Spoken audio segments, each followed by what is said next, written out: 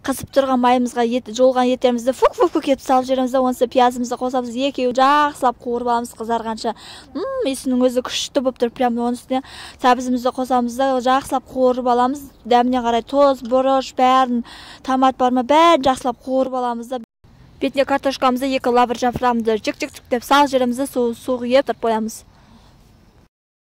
Подливкамызды бұқтырып қойған кейін сразу қамыр илеуге кірісеміз. Бір жұмыртқамызды аламыз да, фук етіп жарып жібереміз да, 1 чайна ложка тұзымызды қосамыз, 1 стакан жылы суымызды қосып, жақсылап араластырып аламыз да, ұнымызды қосып, июған қанша илеп аламыз.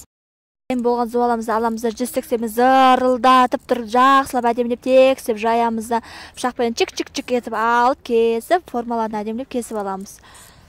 Айтпақшы, келесі видеомда сіздерге қамыр жаюдың лайфхактарын көрсетемін. Сол үшін каналыма тіркеліп, қоңыраушаны басып тіркеліп қойсаңыздар, прям көңіл-күйім күшті болып қалатын еді.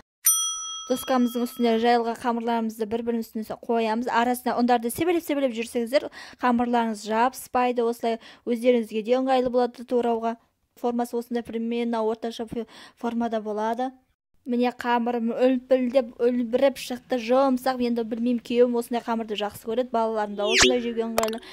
Каналыма тіркеліп қолдау жіберіңіздер. Сіздермен бірге болған Жазира.